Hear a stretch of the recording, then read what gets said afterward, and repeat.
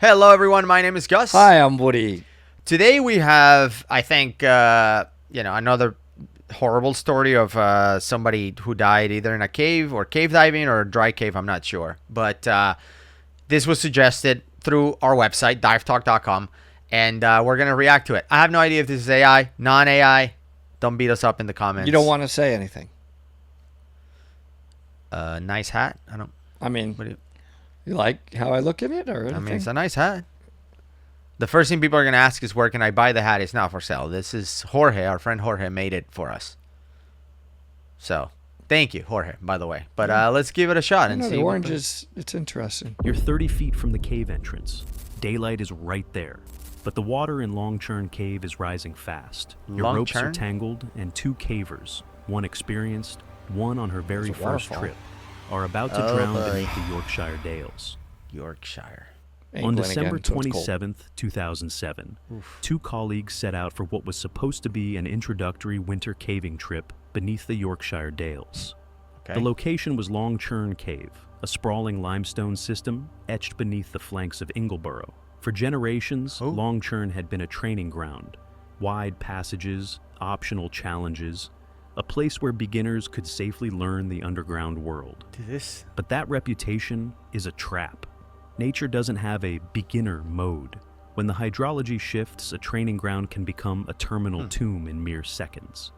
Long Churn is not just one cave. It is a system. Streams run I don't through know if it. this is real pools deepen footage or without not. warning, and every passage ultimately feeds into Alum It's Pot, just Long Churn in a there. vast vertical the abyss map, that but- swallows water from the surrounding fells. You know, there's something he said that I don't necessarily agree with. He said, in nature, there is no beginner cave. It's like all or nothing type of thing. There's definitely beginner caves for diving.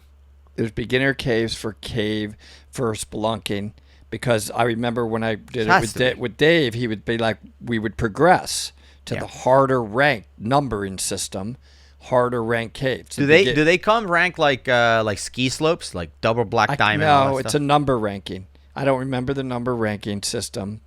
Anybody can look it up. Do you know who But it's like, invented this that, is by a the way? 5.1 today. Our goal, Oh, but by the time we get to day 3, hopefully we can get to like 6s. For Do you know who invented the system for ski slopes ranking, like black diamonds, whatever they're called, double black? the person that made it? Yeah, who made it? Do you know? No, it's got to be Jacques Cousteau. That guy made everything. I'm pretty sure it was Walt Disney. No way. Yes. Walt Disney made ski resort ranking of the slopes. I'm Yeah. pretty sure. That would be What? a crazy fact if it was true. Wow. Should we look I it up, ne- or I should never- we ask people to comment? And No and tell? comment, but I Leave don't a know comment why. below. Was he a big time skier? I don't know. I just feel like I know this fact from somewhere, I can't even begin to argue with and you. it might be one of those that I believe for years, mean- and it's not true, and I just never looked. I it mean, up. I know he made it to Small World, but I did not know. That's the worst ride in all I of Disney. love that one. Well, of course, because it was the only one back in the day when you could. No, do there was Disney. one other one. There was like the submarine one. That's long gone. There was a submarine. I think Haunted Mansion was there. Wow. And we had tickets. A ticket, B ticket. There wasn't like one price. Yeah. There were literally tickets. A ticket, B, Dude, C, I D. heard- E was... and my dad was like, I "You got heard. one E, dude." I I'm heard like, Dad, give me some E's. that now it's like $8,000 per day to go to Disney. That's so it's insane. expensive. Or then I saw something where like it's cheaper to like fly to Paris or Tokyo and go to the there. parks there than to go into Orlando and stay at a resort and do the whole thing. It's very Why is it so expensive. expensive now? I mean, you try to bring 4 kids and your wife to Disney 4 kids. and eat. Oh, forget it. Might as well buy a house and stay here. I'm serious. Give them all Xboxes. No, but I'm pretty sure it was Walt Disney who invented that. Okay. So comment below, and if it wasn't Walt Disney, say who it was, or keep the secret. Share with your friends. If it's not, just tell people. Why not? Let's just make it a well spread lie Amazing. from Dive Talk. Could be. If you pulled that That out. Thursday morning, the weather above ground was miserable but unremarkable. In other words, it's Steady England. winter rain, the kind weather's Yorkshire miserable. It was barely another day in notices England, anymore. The ground was already saturated. The fells had nowhere left to send the water except down. To understand why Long Churn By the way, I don't understand half the words.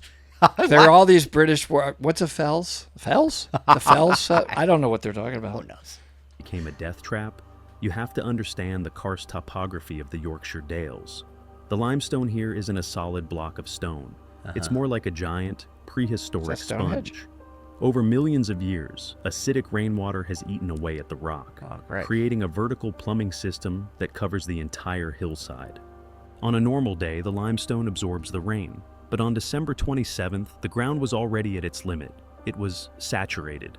This meant that every new drop of rain falling on the fells didn't soak in. It cascaded instantly into the nearest sinkhole. This looks In cool. an environment like this, a cave doesn't just get wet. It becomes a hydrodynamic funnel, concentrating miles of surface runoff into a single, narrow limestone throat. 33-year-old Stuart John Goodwill knew these systems well. He'd been caving for 16 years. They're wearing He dry trained suits. others. He installed safety anchors that were used across Britain. Underground, he was calm, methodical, experienced. With him was Caroline Jane Fletcher, 28, bright, adventurous, and eager. She was a colleague, a friend, and this was her first true potholing trip. Stuart had all the right equipment. So did Caroline. Nothing about that morning suggested it would be their last. Imagine stepping into Longchurn that day. The light fades quickly. The temperature drops. The sound of surface wind disappears, replaced by the steady hiss of moving water. Streams lace the cave floor, shallow at first, cold but manageable. They move through lower Longchurn, the easier section. This isn't the infamous cheese press squeeze. This is the part school groups walk through, the part people describe as forgiving. But even forgiving easy caves cave. have moods. The water level is higher than usual, not alarming, just noticeable. Boots sink deeper, pools lap higher against rock walls. Every step sends ripples across surfaces that are normally calm. Outside, the rain continues. In the Yorkshire Dales, rain doesn't need to be heavy to be dangerous. this baby's gonna When the flood, ground is isn't it? already soaked, every drop runs straight into the cave system. Water that fell miles away is now racing underground we toward talked the about this same in narrow flash flooding. passages. Underground, there's no sky to read, no clouds to watch, only the sound. And slowly that sound begins to change. It starts as a low-frequency hum, vibrating through the soles of your boots. Then, Wow. it grows into a roar that mimics the sound of a distant jet engine. In the darkness, the water changes color. It's no longer clear, but a thick, opaque brown, churned up by cave milk and ancient silt. As the spray hits their headlamps, the beams scatter. Your world, which used to be 50 feet of illuminated passage, shrinks to just 3 feet of flickering, chaotic white light. The smell changes too. The neutral scent of wet stone is replaced by the it's like sharp, rain? metallic tang of minerals and disturbed earth. At this point, communication becomes impossible. You can't shout over the water. You can only see the white of your partner's eyes and the frantic movement of their light. The stream deepens. The current pulls harder at their legs. The water grows darker, more aggressive. What was ankle deep becomes knee deep. What was manageable becomes work. At some point, Stuart and Caroline realize what's happening. This isn't just a wet cave anymore. It's flooding. In caves, when water rises, there are two choices. You wait, or you move. Waiting means trusting that the flood pulse will pass, that water levels will peak and fall. But waiting also means exposure, cold, exhaustion, and fear. Right, I would be Moving like, means we got to committing. get up. It means betting that you can reach daylight before conditions become impossible. Sometime near I wonder how quick the water rises, though. Like I talked about it before in flash flooding in Utah, slot canyoneering. They said, man, that thing can flood fast. I don't know what that means, but fast. Like you don't have much time. Doubtful if it's a real flash flood. I mean, you could look it up. I don't think you have time to get out. You're probably going to die. Wow. I mean, in 30 minutes, you could flood out the whole cave. It just flies in. It's like Wow. Yeah. opening up all a the dam. water. I mean, it's It's like a siphon, right? Everything goes in there. yeah. dam pool in Lower Longchurn, barely 30 feet from the entrance, they make their decision. They try to leave. The water is now a fast-flowing stream, pushing Oof, against their eh? bodies. The rock underfoot is slick limestone, polished smooth by centuries of flow. Visibility is poor. The noise is deafening. Ropes come out, safety lines meant to help them traverse the flooded section. But caves shrink under pressure. Space disappears. Water pushes you off balance. Cold steals strength from your hands, and in those conditions, coordination matters more than strength. One slip, just one. We'll never know who lost their footing first. Maybe Caroline, smaller, colder, less experienced. Maybe Stuart, trying to brace her, refusing to let go. What we do know is this: one fall pulled the other. The ropes tangled, and both were dragged into the water together. Brutal. When water moves through a narrow cave passage, it follows the laws of fluid dynamics. As the space gets smaller, the velocity increases. Yeah. At just 6 miles per hour, moving water can exert over 500 pounds of force against a human body. When you add ropes into that equation, you create a mechanical nightmare known as a V-trap. Once the safety lines became Never heard of that tangled, before. they weren't V-trap. lifelines anymore. They were anchors. As the current pushed Stuart and Caroline downstream, the ropes caught on the rock, cinching tight against their chests. The physics are brutal. The harder the water pushes, the tighter the rope holds you under. In 5-degree water, your hands lose their fine motor skills in minutes. Trying to untie a knotted, tensioned rope while being hammered by a waterfall is a feat that even the strongest athlete in the world likely couldn't achieve. Wow. In 5-degree water, panic isn't loud. It's immediate. Cold shock steals breath. Muscles lock. The current presses bodies against rock. Ropes that were meant to save now trap arms and legs, twisting tighter with every movement. Stuart was strong, experienced, but caves don't reward experience when physics turns against you. He wouldn't have left her. Coroner testimony later suggested that an experienced caver faced with a freezing novice friend, walking away to seek help would have been unthinkable. So he stayed, and the water kept rising.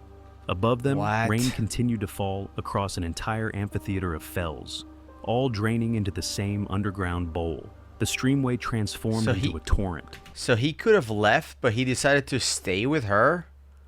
And as the cave flooded up?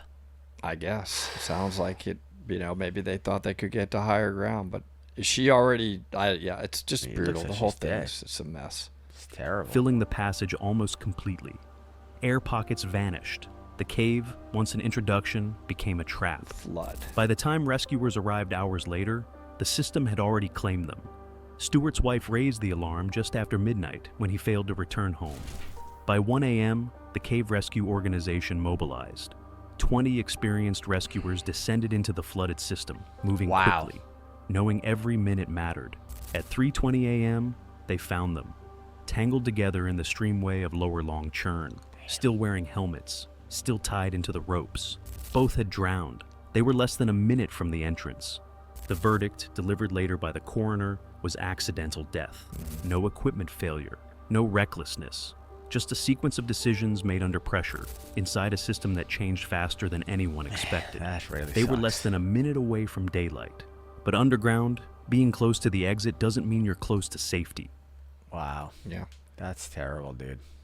Yeah, I mean, it's super dangerous. I mean, I've talked about it. It's just weird that we just talked about it on a video. Yeah. I said flash flooding is what they over and over, the guides in Utah kept saying, it is the one thing we cannot recover from.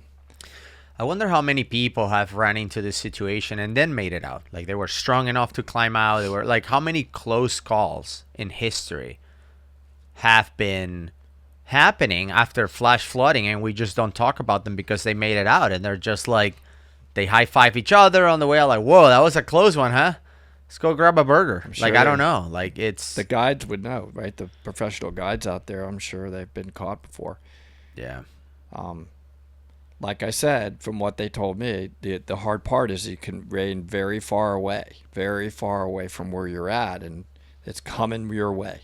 Yeah. So. When things just are against you, I mean, even if you were super experienced, like Stuart was in this case, it doesn't really matter. Like, you just can't physically overpower a flash flood like that. Yeah. Like, nature will just claim you, which is tough. And we talked about an incident that was similar to this. However, the people that went into the cave were not experts like Stuart and Caroline in this case, who was coming along with them. They were these students that decided to go into the cave, and then they swim into an air pocket and they couldn't come out. It was absolutely ridiculous. And Man, it was really, really sad. And I believe that cave got sealed because the incident was so devastating that they didn't want anyone to go through something like that again. And in case you didn't see that, I'm going to leave it right here.